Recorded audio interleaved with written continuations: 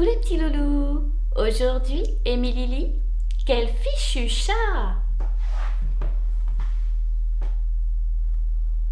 Dès que l'on découvre une bêtise, on accuse Suzy Chat. En général parce que c'est elle qui l'a faite. Mais le jour où elle refuse de manger et de boire, la famille est catastrophée.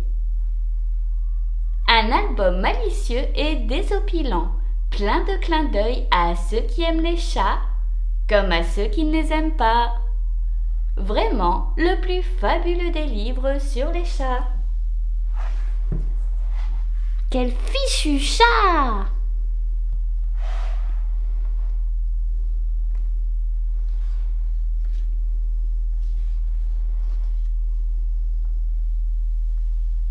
Suzy Chat vit avec les Bagots, de sorte qu'elle s'appelle en fait Suzy Chat Bagot.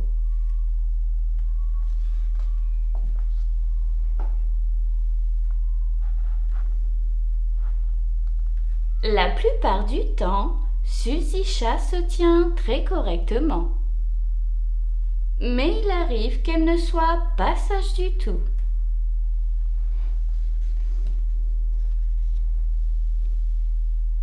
Papy n'aime pas les chats, mais les chats l'aiment bien. Suzy adore lui sauter sur les genoux et lui laisser des poils sur tout le pantalon. Ah! Quel fichu chat! S'écrie chaque fois Papy.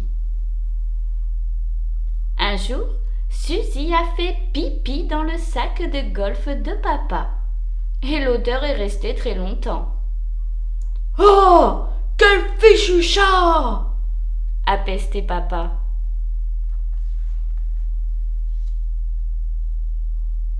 Quand elle l'a mordu à la cheville, Papy a perdu l'équilibre et est glissé sur une boule de poils gluante que Suzy venait de recracher. Ah! Quel fichu chat! A glapi Papy. Quand maman a acheté un nouveau canapé, Suzy a trouvé que c'était le meilleur endroit pour faire ses griffes. Maman a jeté Suzy par la fenêtre, mais aussi sec, Suzy est revenue et a recommencé. Ah! Quel fichu chat!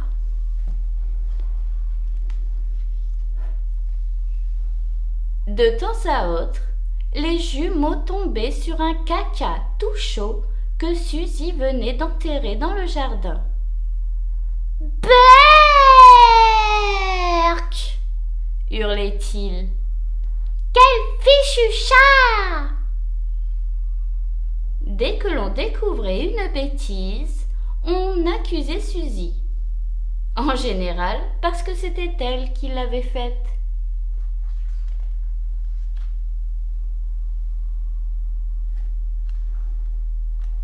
Mais, un jour, catastrophe. Suzy refusa de manger.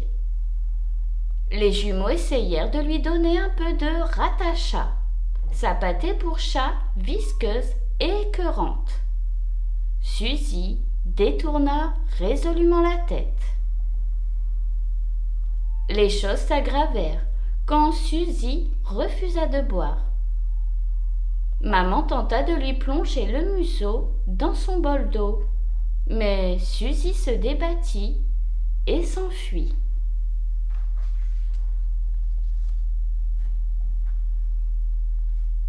Suzy passait ses journées couchée sur le lit. Elle n'ouvrait pas les yeux. Elle ne mangeait pas et ne buvait pas. Alors, papa la mit dans son panier et l'emporta chez la vétérinaire. « Eh bien, que se passe-t-il » demanda la vétérinaire. Suzy ne répondit pas. Elle avait l'air très triste. « Laissez-la moi un peu, » dit la vétérinaire.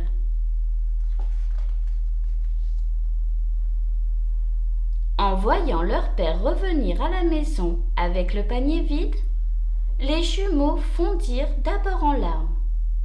Après quoi ils entreprirent de trouver un joli emplacement pour y enterrer Suzy, à côté d'escargots et de grenouilles.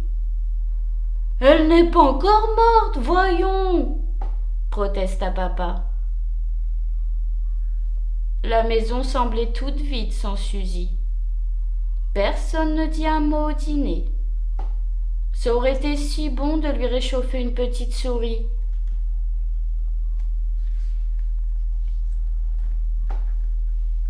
Deux jours plus tard, la vétérinaire téléphona. Suzy allait mieux. Papy partit aussitôt la chercher avec les jumeaux. Tout le monde lui fit la fête lorsqu'elle rentra à la maison. Les jumeaux allèrent creuser des trous dans le jardin avec elle. Papa la laissa dormir dans son sac de golf et maman prit même plaisir à lui voir faire ses griffes sur son canapé neuf.